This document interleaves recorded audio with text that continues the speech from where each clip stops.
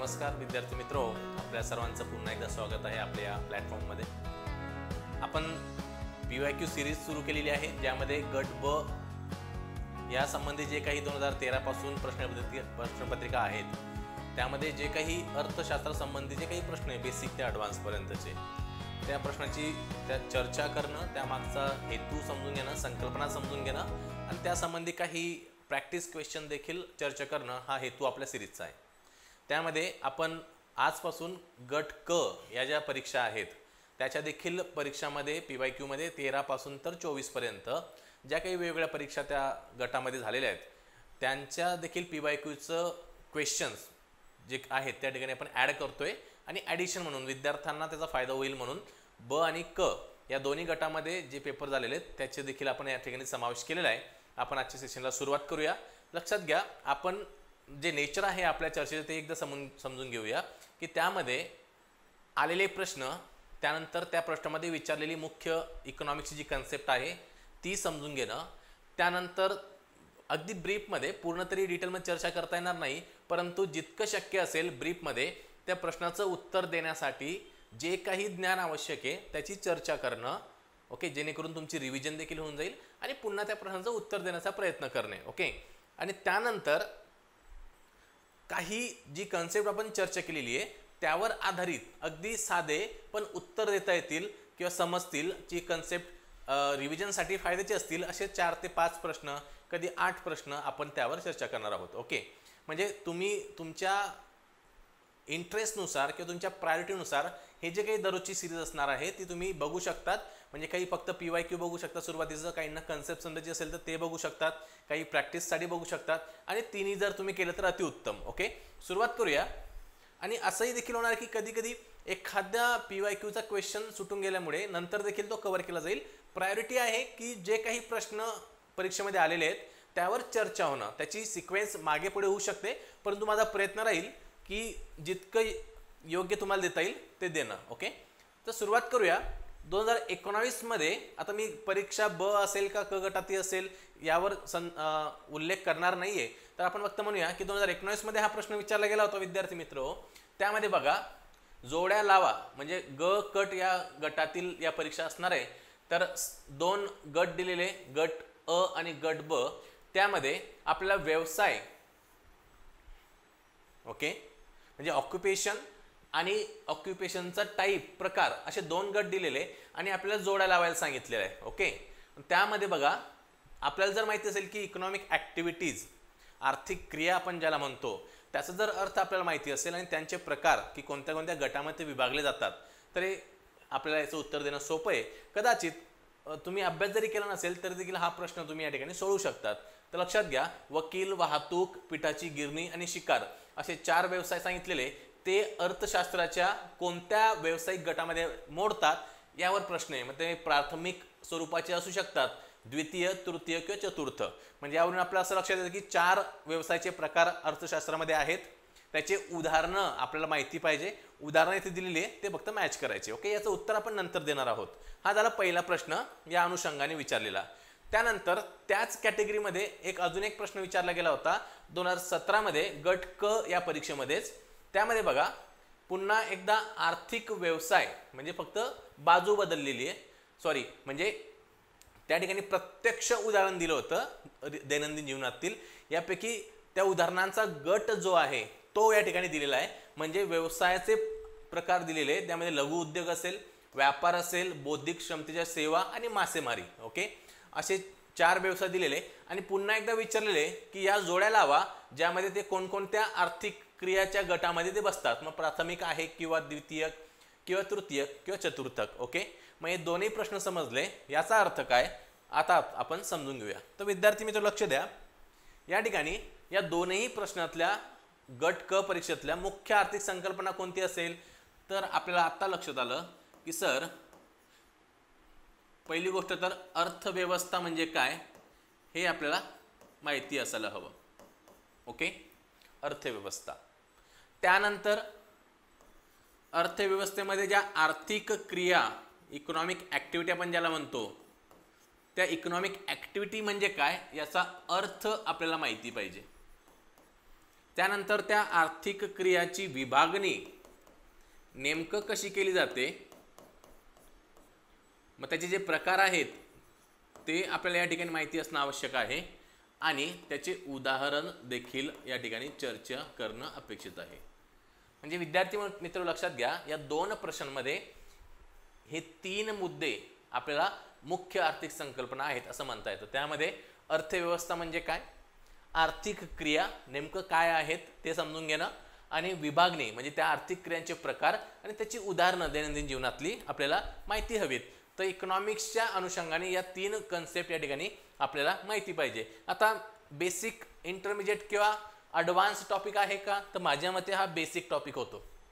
Okay, so basic topic consider केल्यानंतर आता आपण सुरुवात करूया चर्चेला. ओके, सो सर्वप्रथम अर्थव्यवस्थेतील आर्थिक क्रिया म्हणजे काय हे समजून घेऊ.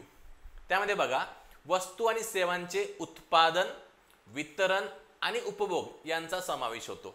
म्हणजे अर्थव्यवस्थेमध्ये या 3 गोष्टी केल्या जात असतील, ज्या कोणत्याही क्रियेमध्ये या 3 गोष्टींचा समावेश होतो, त्या प्रत्येक क्रियेला आपण आर्थिक क्रिया किंवा इकॉनॉमिक ॲक्टिव्हिटी असं म्हणतो. मग त्यामध्ये काय आलं, उत्पादन, प्रोडक्शन म्हणजे उत्पादनासंबंधी सर्वच क्रियाला आपण आर्थिक क्रिया म्हणू शकतो.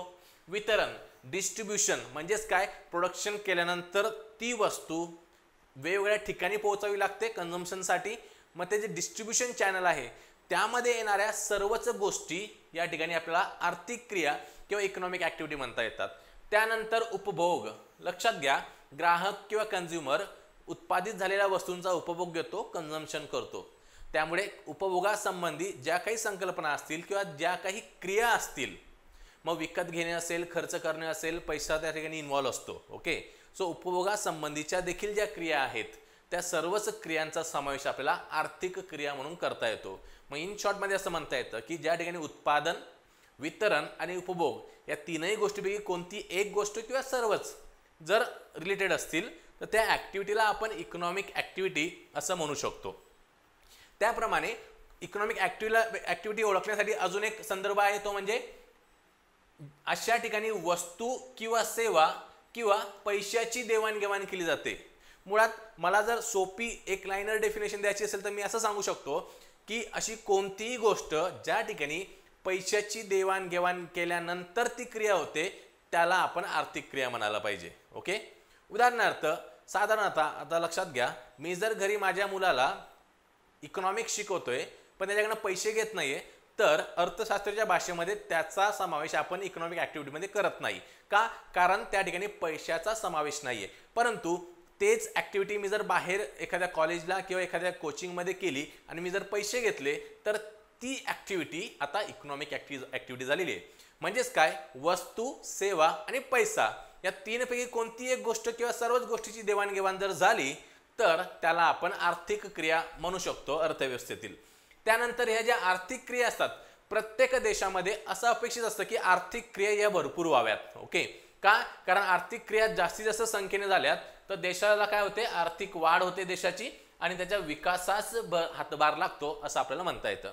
त्यानंतर देशाच्या सकल राष्ट्रीय उत्पादनात याचं योगदान महत्वाचं आहे. आता सकल राष्ट्रीय उत्पादन म्हणजे GDP, ग्रॉस डोमेस्टिक प्रोडक्ट, ही कॉन्सेप्ट आपण चर्चा करणार आहे. तरी लक्षात घ्या की देशाच्या राष्ट्रीय उत्पन्नामध्ये this is one of the आपण म्हणूया की aspect to measure the national income. त्यामुळे राष्ट्रीय उत्पन्न मोजण्यासाठी एक परिमाण म्हणून आपण GDP ला वापरत असतो. सो देशाच्या राष्ट्रीय उत्पन्नामध्ये या ज्या काही आर्थिक क्रिया आहेत त्या काय करत असतात, योगदान करत असतात. म्हणजेच काय, ज्यावेळेस मी म्हणतो की अमेरिका सारखा देश हा याची GDP भारतापेक्षा जास्त आहे, याचा अर्थ काय होतो की अमेरिका सारख्या देशामध्ये ज्या काही इकॉनॉमिक ॲक्टिव्हिटी आहे त्याचं व्हॉल्यूम जे आहे, नंबर ऑफ ॲक्टिव्हिटीज आहे त्या जास्त आहेत, त्या प्रमाणामध्ये भारतामध्ये कमी आहे जर भारताचं GDP कमी असं जर मी म्हटलं तर. ओके, आता या ठिकाणी आर्थिक क्रिया म्हणजे काय हे अगदी आपल्याला व्यवस्थित समजलं असेल असं मला वाटतं. त्यानंतर या ज्या आर्थिक क्रिया आहेत याच्या 3 भागामध्ये आपल्याला प्रामुख्याने मुख्यतः 4 भागामध्ये वर्गीकरण करता येतं, पण मागील काही वर्षांपासून 4थाही प्रकार त्या ठिकाणी इंट्रोड्यूस केला गेलाय, तोही आपण चर्चा करणार आहोत. सो पहिला जो प्रकार आहे तो म्हणजे प्राथमिक आर्थिक क्रिया, ज्याला आपण प्रायमरी इकॉनॉमिक ॲक्टिव्हिटी असं म्हणतो.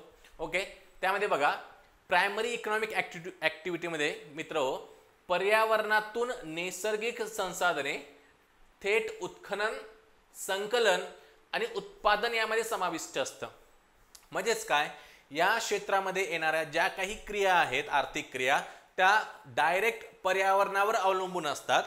मग त्यामध्ये त्यांचं खनन करणं असेल, कापणी करणं असेल, ओके, संकलन करणं असेल, गॅदरिंग आपण ज्याला म्हणतो की ठराविक जडीबुटी असेल, ठराविक फळं असतील, हे गोळा केले जातात काही ठराविक कम्युनिटीकडनं. त्यानंतर उत्पादन असेल म्हणजेच शेती करणं असेल की आपण पर्यावरणातल्या काही वस्तूंची, जे काही रोपं असतील, अन्नधान्य असेल, त्यांची पुन्हा एकदा उत्पादन करतो. तर पर्यावरणावर डायरेक्टली डिपेंड असणाऱ्या सर्व ज्या काही आर्थिक क्रिया आहे त्या या गटामध्ये मोडतात, प्राथमिक गटामध्ये. ओके, तर आपण याची काही उदाहरणं बघूया म्हणजे जेणेकरून चांगल्या अर्थाने समजेल. पहिलं म्हणजे कृषी. प्राथमिक क्षेत्राचा पहिला जो उपक्षेत्र आहे तो म्हणजे कृषी. त्यामध्ये भात शेती असेल, गहू लागवड असेल, ऊस उत्पादन असेल, म्हणजे कृषीमध्ये कोणत्याही वस्तूचं उत्पादन करणं असेल, त्या सर्वच ॲक्टिव्हिटी ज्या आहेत त्या इकॉनॉमिक ॲक्टिव्हिटी आहेत आणि त्या या ॲक्टिव्हिटी प्रकारच्या पहिल्या प्रकारामध्ये मोडतात असं मला म्हणता येतं. त्यानंतर खाणकाम. आता खाणकाम म्हणजे काय की एखादा डोंगर असेल, एखादी जमीन असेल, त्याला खणणे किंवा ठराविक धातूसाठी, एखाद्या गोष्टीसाठी त्याला आपण खणतो आणि त्यातून काही गोष्टी बाहेर काढतो. उदाहरणार्थ कोळसा उत्खनन. ओके, कोळसा आपल्याला माहिती आहे. तर ही जी ॲक्टिव्हिटी आहे कोळसा उत्खनन ही खाणकामामध्ये मोडते. त्यानंतर लोह खनिज खाणकाम, सोन्याचं खाणकाम असेल. Okay, it is directly depend on nature. Okay, so त्या ठिकाणी ते खनन होते. याची पुढची जी ॲक्टिव्हिटी आहे म्हणजे लोह खनिज खणल्यानंतर ज्यावेळेस मी ते फॅक्टरीमध्ये नेतो स्वच्छ करण्यासाठी किंवा काही प्रक्रियेसाठी, तो प्रकार वेगळा. पण त्याच्यापूर्वी ज्या वेळेस आपण या जमिनीमधून हे खनिज बाहेर काढत असतो त्यांना आपण काय म्हणतो, खाणकाम म्हणतो. आणि खाणकाम हा प्रकार एक उपप्रकार आहे प्राथमिक आर्थिक क्रियाचा. ओके, त्यानंतर मासेमारी. It is also directly dependent on nature, ज्यामध्ये सागरी मासेमारी असेल, गोड्या पाण्याची मासेमारी असेल किंवा जलकृषी असेल. एक प्रकार आहे की आपण स्वतःहून देखील त्याचं प्रोडक्शन करू शकतो. ठरवून आपण काही गोष्टी त्या ठिकाणी जन्माला घालतो आणि त्याची वाढ करून त्यातून बिझनेस देखील करता येतो. तर या मासेमारीतले या जे प्रकार आहेत की समुद्रात होणारी मासेमारी असेल किंवा अंतर्गत जी मासेमारी असेल, या देखील आपल्याला प्राथमिक क्षेत्राचा उपप्रकार म्हणून म्हणता येतं. त्यानंतर वनीकरण. बघा आता खूप कमी झालेलं आहे, परंतु लाकूड कापणी, रबर संकलन, बांबू संकलन. बघा संकलनासंबंधी म्हणजे समजा निसर्गाने काही गोष्टी टाकून दिलेल्या असतात परंतु ते आपल्यासाठी उपयोगी असतात. मग त्याचं संकलन करणारे खूप काही गट त्या ठिकाणी कार्यरत असतात. ते संकलन करून आपण ज्या वेळेस मार्केटमध्ये विकतो तर ती जी पहिली ॲक्टिव्हिटी आहे संकलनाची, ती ॲक्टिव्हिटी आर्थिक क्रिया म्हणून गणली जाते, ती प्राथमिक क्षेत्रामध्ये गणली जाते. ओके, त्यानंतर पशुपालन, गुरेढोरो पालन असेल, कुक्कुटपालन असेल, मेंढर पालन असेल किंवा या प्रकारामध्ये जे काही आपल्याला पशुपालनाचे प्रकार आहेत त्या सर्वांचाच समावेश आपल्याला या ठिकाणी प्राथमिक आर्थिक क्रियेमध्ये करावं लागतं असं आपल्याला म्हणावं लागतं. ओके, सो आर्थिक क्रिया म्हणजे काय आणि प्राथमिक आर्थिक क्रिया हे दोन टॉपिक आपण या ठिकाणी चर्चा केलेली आहे. त्यानंतर दुसरा जो प्रकार आहे आर्थिक क्रियांचा तो म्हणजे द्वितीयक आर्थिक क्रिया. ओके, दुसऱ्या क्षेत्रातील सेकंडरी सेक्टर आपण ज्याला म्हणतो, सेकंडरी इकॉनॉमिक ॲक्टिव्हिटी. लक्षात घ्या, या ज्या ॲक्टिव्हिटी आहेत या ज्या सेक्टरमध्ये येतात त्यांना आपण क्षेत्र म्हणतो. म्हणजे कधी कधी तुम्हाला प्राथमिक क्षेत्र, द्वितीय क्षेत्र, तृतीय क्षेत्र या अनुषंगाने देखील प्रश्न विचारले जातात. तर ते लक्षात ठेवायचं की बाबा या सर्व ज्या ॲक्टिव्हिटी आहेत, उदाहरणार्थ या ठिकाणी या द्वितीय क्षेत्राच्या ॲक्टिव्हिटी आहेत. ओके, आणि त्या क्रियांना द्वितीय क्षेत्राच्या किंवा द्वितीय आर्थिक क्रिया म्हणतात. ओके, कन्फ्युजन करायचं नाहीये. ज्या क्षेत्रामध्ये होतात त्याला द्वितीय क्षेत्र म्हणतात, त्या ॲक्टिव्हिटींना ॲक्च्युली काय म्हणतात तर secondary economic activity. Clear? So secondary economic activity म्हणजे काय की या ॲक्टिव्हिटीमध्ये प्राथमिक क्रियामधून मिळणाऱ्या कच्च्या मालाची प्रक्रिया केली जाते. म्हणजे निसर्गाकडून जे काही संसाधनं मला मिळालेली आहे त्यावर प्रक्रिया करून ज्यावेळेस मी नवीन वस्तू बनवतो आणि तिची देवाणघेवाण करतो किंवा मार्केटमध्ये ती विकतो, त्या प्रक्रिया करण्याच्या ज्या काही क्रिया असतील त्या सर्वांना मी द्वितीय आर्थिक क्रिया असं म्हणणार आहे किंवा सेकंडरी सेक्टरमधील इकॉनॉमिक ॲक्टिव्हिटी म्हणणार आहे. ओके, म्हणजेच काय तर औद्योगिक प्रक्रियेद्वारे प्राथमिक उत्पादनांना मूल्यवर्धन करतो आपण. सिंपल आहे. म्हणजे गहू उत्पादन ही आर्थिक क्रिया प्राथमिक क्षेत्राची आहे, परंतु गहू उत्पादन केल्यानंतर मी जर गिरणी माझ्याकडे असेल आणि गिरणीमध्ये पिठाची गिरणी जर मी चालवत असेल तर त्या गव्हाचं मी पिठामध्ये रूपांतर करतो आणि पीठ विकतो. ओके, किंवा एखाद्या कंपनीला विकतो, किंवा एखादी कंपनी गहू घेऊन पीठ बनवते आणि मग पॅकिंग करून विकते. ही जी पीठ बनवण्याची प्रक्रिया आहे यामध्ये काय होणार आहे, गहू ज्या भावामध्ये त्यांनी घेतलाय त्याच भावाला पीठ विकतील का, नाही तर काही व्हॅल्यू ॲडिशन त्यामध्ये झालेली असेल. सो ही सेकंड स्टेज जी आहे यामध्ये मूल्यवर्धन म्हणजे व्हॅल्यू ॲडिशन केलं जातं प्राथमिक क्षेत्राच्या वस्तूमध्ये, क्रियेमध्ये. ओके, ते आपल्याला समजून घ्यायला पाहिजे. काही उदाहरणं लक्षात घेऊ. जड उद्योग म्हणजे पोलाद उत्पादन असेल, मोटर वाहन निर्मिती असेल, जहाज बांधणी असेल, या ठिकाणी मॅन्युफॅक्चरिंग सेक्टर सिम्पली आपण लक्षात घ्यायचं आहे. त्यानंतर उद्योगमध्ये वस्त्र उद्योग असतील, अन्न प्रक्रिया असतील, इलेक्ट्रॉनिक असेंब्ली असेल, यांचा यामध्ये समावेश होतो. बांधकाममध्ये बांधकाम साहित्याची निर्मिती असेल, सिमेंटची निर्मिती असेल, पायाभूत सुविधांची निर्मिती असेल. लक्षात घ्या, वस्तू निर्माण करण्याचं काम आहे, या ठिकाणी निर्माण करतोय आपण. ओके, जरी पायाभूत सुविधांचा विकास म्हटलाय तर त्यांना लागणाऱ्या ज्या वस्तू आहेत त्याची निर्मिती प्राथमिक क्षेत्रातील वस्तू वापरून, त्यामुळे ही सेकंडरी सेक्टरमध्ये आलेलं आहे. त्यानंतर रासायनिक उद्योग, औषध बनवणं असेल, पेट्रोकेमिकल्स बनवणं असेल, खतांची निर्मिती असेल, किंवा काही ग्राहक वस्तू असतात, कपडे बनवणं, घरगुती उपकरणं असतील, फर्निचर निर्मिती असेल, त्या सर्वांचा समावेश म्हणजे पिठाची गिरणी असेल किंवा फर्निचर बनवणं असेल, जरी या गोष्टी प्राथमिकवर डिपेंड आहे. ओके, या क्रिया ज्या आहेत या आपण द्वितीय क्षेत्रामध्ये याची गणना करत असतो, हे आपल्याला लक्षात ठेवायचं आहे. क्लिअर? सो प्राथमिक आर्थिक क्रिया, द्वितीय आर्थिक क्रिया, त्यांचे क्षेत्र जे आहेत त्याला प्राथमिक क्षेत्र, द्वितीय क्षेत्र म्हणतो. प्राथमिक it is totally dependent on nature. द्वितीय जे हे प्रायमरी गोष्टी वापरून नवीन प्रक्रिया करून मूल्यवर्धन करून नवीन वस्तूंची निर्मिती करतं. उदाहरणार्थ table. Okay, so that we need to understand. Then the third type of economic activities are called tertiary economic activities. तृतीयक आर्थिक क्रिया. आता लक्षात घ्या, या क्षेत्राला आपण सेवा क्षेत्र असंही म्हणतो किंवा तृतीय क्षेत्र देखील म्हणतो. यामध्ये आपण काय करतो की वस्तूंचं उत्पादन न करता सेवा पुरवण्याचे काम, कारण उत्पादनाची प्रक्रिया दोन क्षेत्रांनी पार पाडलेली आहे. उत्पादन हे प्राथमिक क्षेत्रामध्ये देखील केलं जातं, नैसर्गिक वस्तूंचं, आणि द्वितीय क्षेत्रामध्ये देखील केलं जातं. परंतु या दोन क्षेत्रांना सेवा पुरवण्याचं काम किंवा यांचे उपभोग करणारे जे लोक आहेत, ग्राहक आहे, त्यांच्यापर्यंत त्या वस्तू पोहोचण्यासाठी ज्या काही सेवा लागतात त्या सर्वच सेवा या ठिकाणी समाविष्ट कराव्या लागतात. मग त्यामध्ये वाहतूक असेल, दळणवळण असेल, बँकिंग, शिक्षण, आरोग्य आणि व्यापार यासारख्या आवश्यक सेवा या टर्सरी इकॉनॉमिक ऍक्टिव्हिटीज म्हणून म्हटल्या जातात. ओके, लक्षात घ्या, वाहतूक उत्पादित वस्तू ग्राहकापर्यंत पोहोचण्यासाठी लागते. बँकिंग, आता पैसे आपण कॅश वापरत नाही, परंतु UPI जर आपण यूज करत असू तर that is the example of banking. त्यानंतर कम्युनिकेशन असेल, हेल्थ सर्व्हिसेस असतील, या सर्वच गोष्टी आपल्याला टर्सरी इकॉनॉमिक ऍक्टिव्हिटीज म्हणून म्हणाव्या लागतात. सो प्राथमिक आणि द्वितीयक क्षेत्रांना आधार आणि सुविधा देण्याचं काम या क्षेत्रातील क्रिया किंवा हे क्षेत्र करत असतं असं मला म्हणावं लागतं. ओके, ज्यामध्ये ट्रेड, टुरिझम, ट्रान्सपोर्ट सर्वच गोष्टींचा समावेश आपल्याला करता येतो. प्रामुख्याने लक्षात ठेवा, वाहतूक, दळणवळण, बँकिंग सेवा, टुरिझम, पर्यटन वगैरे या गोष्टी त्यामध्ये येतात. त्यानंतर आता ग्रोविंग होणारं नवीन जे क्षेत्र आहे ते म्हणजे चतुर्थक आर्थिक क्रिया. ओके, क्वाटर्नरी इकॉनॉमिक ऍक्टिव्हिटी म्हणजेच काय, टर्सरी, आता याच्या आधी चर्चा केलेली जी ऍक्टिव्हिटी आहे टर्सरी इकॉनॉमिक ऍक्टिव्हिटी, त्यातूनच त्यामध्ये हाय स्किल्ड लागणारं ज्या काही क्रिया आहेत त्यांना आपण थोडंसं वेगळं केले आणि नवीन गट बनवलेला आहे. ओके, तर त्यामध्ये लक्षात घ्या की अर्थव्यवस्थेच्या ज्ञान आधारित क्षेत्राचे प्रतिनिधित्व हा गट करत असतो.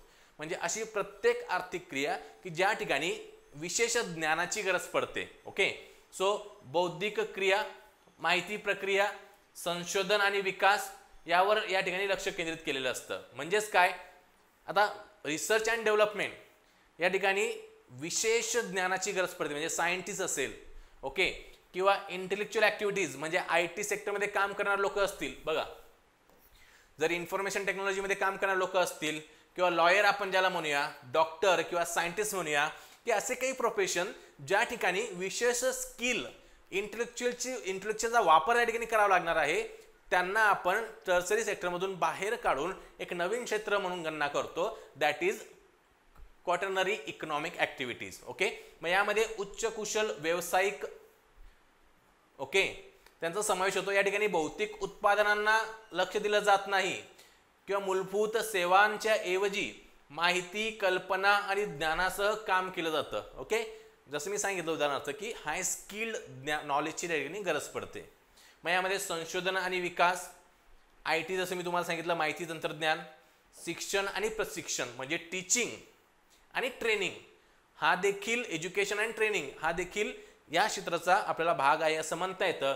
किंवा सल्लागार सेवा, ज्या ठिकाणी ॲडवायझर म्हणून एखाद्याचा रोल असेल, म्हणजे लॉयर असेल, डॉक्टर असेल, ओके, जे सेल्फ एम्प्लॉयड आहेत, मीडिया, त्यानंतर दळणवळणाची काही भाग ज्या ठिकाणी स्पेशल स्किल्सचा आपल्याला वापर करावा लागेल, त्यांचा समावेश आपल्याला या गटामध्ये करता येतो. त्यामुळे आपण त्यांना चतुर्थक आर्थिक क्रिया असं म्हणतो. ओके, सो अगदी ब्रीफमध्ये आपण चारही आर्थिक क्रियांचे प्रकार किंवा चार जे आर्थिक क्षेत्र आहेत ॲक्टिव्हिटीजचे ते समजून घेण्याचा प्रयत्न केला.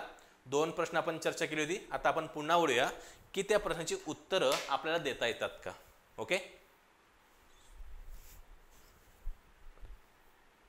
सॉरी थोडं यावेळेस ते राहिलं, पण आपण थोडं बॅकला जाऊया. ओके, काही हरकत नाही. So let's understand. आता आपण चर्चा केलेली आहे, त्यानंतर आपण बघू शकतो की व्यवसाय दिले आणि व्यवसायाचे प्रकार दिलेले आहेत. सो मला माहिती आहे की प्राथमिक स्वरूपाचा जो व्यवसाय असतो तो निसर्गावर अवलंबून असतो.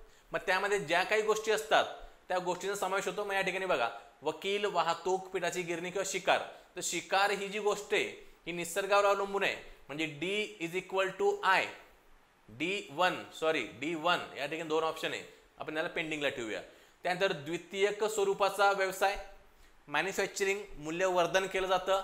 मग लक्षात घ्या, वकील, वाहतूक, पिठाची गिरणी. ओके, पिठाची गिरणी मी उदाहरण देखील दिलेलं आहे. सो C हा द्वितीयक स्वरूपाचा व्यवसाय झाला.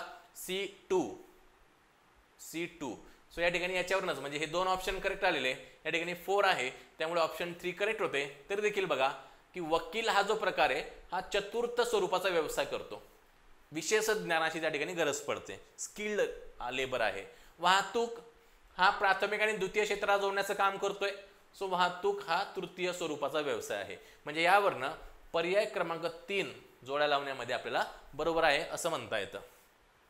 त्यानंतर पुढचा प्रश्न बघा, आर्थिक व्यवसाय दिलेले आहेत, आर्थिक क्रिया सांगितलेल्या आहे. पुन्हा एकदा लक्षात घ्या की लघुउद्योग, व्यापार, बौद्धिक क्षमतेच्या सेवा आणि मासेमारी. तर आपण पहिलं उत्तर तर लगेच देणार आहोत. मासेमारी म्हणजे सर प्राथमिक क्रिया, म्हणजे डचं पहिलं उत्तर आहे. 2 ऑप्शन या ठिकाणी दिलेले. ओके, त्यानंतर लघुउद्योग, सर लघुउद्योग म्हणजे काय? उद्योग, मॅन्युफॅक्चरिंग, मूल्यवर्धन, म्हणजे अचं दुसरं उत्तर असणार आहे. अ कुठे गेला? ओके, या ठिकाणी दुसरं उत्तर बघा, चौथं पर्याय होता पण चौथ्यामध्ये अचं चौथा पर्याय दिलेला आहे, त्यामुळे हे चुकीचं आहे. मग उरला काय? फक्त हा पर्याय. ओके, हा पर्याय योग्य आहे. तरी देखील बघा, लघु उद्योग म्हणजे द्वितीय, व्यापार ज्याला आपण ट्रेड म्हणतो हा तृतीयचा आहे, ब3 आणि बौद्धिक क्षमतेची सेवा चतुर्थक, क4. म्हणजे पर्याय क्रमांक 2 बरोबर आहे. म्हणजे लक्षात येतं की या ज्या क्रिया आहे या आपल्याला या क्षेत्रामध्ये सांगता येतात की नेमकं योग्य उत्तर काय. ओके, त्यानंतर विद्यार्थी मित्रो, आता जे काही आपण चर्चा केलेली आहे त्याच्यावर आधारित अगदी सोपे प्रश्न आपण फक्त रिव्हिजन म्हणून घेऊया. तर सांगा, खालीलपैकी कोणते प्राथमिक आर्थिक क्रियाचे उदाहरण आहे? ओके, 4 पर्याय दिलेले. प्रायमरी ऍक्टिव्हिटी कोणती आहे सांगायची आहे. कारचे उत्पादन करणे, कोळसा खणणे, किराणा माल विकणे किंवा शाळेत शिकवणे. ओके, तर आपण सांगू शकतो की सर कोळसा खणणे हा जो पर्याय आहे हा उत्खनन किंवा निसर्गावर डायरेक्टली अवलंबून आहे, त्यामुळे ब पर्याय योग्य होतो. कारचे उत्पादन हा द्वितीय क्षेत्राचा पर्याय आहे. किराणा माल विकणे हा तृतीय आणि शाळेत शिकवणे हा चौथ्या क्षेत्र जे आहे चतुर्थक आर्थिक क्रियामध्ये मोडतात, त्यामुळे पर्याय ब बरोबर आहे. त्यानंतर दुसरा प्रश्न बघा, प्राथमिक आर्थिक क्रियांचे मुख्य वैशिष्ट्य काय? म्हणजे प्रायमरी ज्या ऍक्टिव्हिटीज आहेत इकॉनॉमिक ऍक्टिव्हिटीज त्याचं कॅरेक्टरिस्टिक्स विचारलेलं आहे. लक्षात घ्या, नेमकं मग काय ते कसं ओळखायचं म्हणजे याची व्याख्या विचारलेली आहे. 4 प्रश्न पर्याय दिलेले आहेत. पहिला पर्याय कच्चा माल प्रक्रिया करून तयार वस्तू बनवणे, हे उत्तर असणार आहे का? कारण द्वितीय क्षेत्र सांगतं की कच्च्या मालापासून वस्तू नवीन बनवायची असेल तर द्वितीयक आर्थिक क्रिया असतात, हे चुकीचं होतंय. तिसरं, ग्राहकांना सेवा प्रदान करणे, सेवेचा उल्लेखच नाहीये, सेवा ही तृतीय क्षेत्रामध्ये असणार आहे, त्यामुळे हा देखील पर्याय चुकीचा होतो. नैसर्गिक संसाधनाचे खाणकाम किंवा कापणी करणे, हा पर्याय जवळचा वाटतोय. त्यानंतर वाहतूक शब्द आला म्हणजे संपलं. Tertiary sector, tertiary economic activity. So पर्याय क्रमांक क हा बरोबर आहे, कारण प्राथमिक क्षेत्रातील ज्या काही आर्थिक क्रिया आहेत त्या निसर्गावर अवलंबून आहेत, ज्यामध्ये खाणकाम आणि कापणी म्हणजे कृषी, शेती करणे हा त्या ठिकाणी भाग होतो असं आपल्याला म्हणता येतं. पर्याय क्रमांक क. तिसरा प्रश्न बघा, खालीलपैकी कोणता दुय्यम आर्थिक क्रियाचे उदाहरण आहे? ओके, 4 पर्याय. आता सेकंडरी सेक्टर मधील इकॉनॉमिक ऍक्टिव्हिटी विचारलेले आहे, तर सोपं आहे. शेती करणे नाही, this is primary economic activity. लोखंडापासून स्टील बनवणे, विचार करू शकतो. बँकेत सेवा देणे, नो, टर्सरी इकॉनॉमिक ऍक्टिव्हिटी. मासेमारी करणे, प्रायमरी इकॉनॉमिक ऍक्टिव्हिटी. उरलं काय की लोखंड ही जरी लोखंड म्हणजे खाणकामातून आपण काढत असू तरी देखील त्यावर प्रक्रिया करून स्टील बनवणे, दिस इज मॅन्युफॅक्चरिंग. ओके, सो ब हा पर्याय या ठिकाणी योग्य होतो. त्यानंतर दुय्यम आर्थिक क्रियाचे वैशिष्ट्य काय आहे बघा, म्हणजे डेफिनेशन आणि त्याचं उदाहरण या दोन्ही स्वरूपाने आपण पुढे जातोय. आता सेकंडरी इकॉनॉमिक ऍक्टिव्हिटीज याचं वैशिष्ट्य विचारलेलं आहे. नैसर्गिक संसाधनाचे खनन करणे, निष्कर्षण करणे, दिस इज प्रायमरी सेक्टर्स, प्राथमिक क्षेत्रातील आर्थिक क्रियाचं वैशिष्ट्य आहे. कच्च्या मालावर प्रक्रिया करून तयार वस्तू बनवणे, मॅन्युफॅक्चरिंग, हे योग्य होऊ शकतं. ग्राहकांना सेवा प्रदान करणे, टर्सरी सेक्टर. माहिती तंत्रज्ञानाशी संबंधित कार्य करणे, कॉन्टेनरी म्हणजे फोर्थ सेक्टर. सो पर्याय ब या ठिकाणी ब योग्य ठरतो. कच्च्या मालावर प्रक्रिया करून नवीन वस्तू बनवणे. त्यानंतर खालीलपैकी कोणता तृतीय आर्थिक क्रियाचे उदाहरण आहे? लोखंडी खनिज खणणे, प्राथमिक. फर्निचर बनवणे, यावर चर्चा करूया. आरोग्य सेवा प्रदान करणे, टर्सरी सेक्टरचं उदाहरण आहे. गहू पिकवणे, प्रायमरी सेक्टरचं आहे. लक्षात घ्या, फर्निचर बनवणे, मग आपल्याला वाटू शकतं की सर लाकूड हा तर प्राथमिक आर्थिक क्रियामध्ये जातो, लाकूड आपल्या झाडापासून मिळतं, परंतु ते जरी म्हणजे झाड उगवणे किंवा झाडाची निगा राखणे हे प्राथमिक क्षेत्रात येऊ शकतं, परंतु त्याला कट करून फर्निचर बनवणे म्हणजे आपण काहीतरी प्रक्रिया करतोय, त्यावर मूल्यवर्धन ऍड करतोय, मूल्यवर्धन करणार आहोत. त्यामुळे ब जो पर्याय आहे that is sorry okay this is तृतीय आर्थिक क्रिया विचारले, मी द्वितीय कन्सिडर केलं. तृतीय म्हणजे काय, हा पर्याय होणार नाही या ठिकाणी.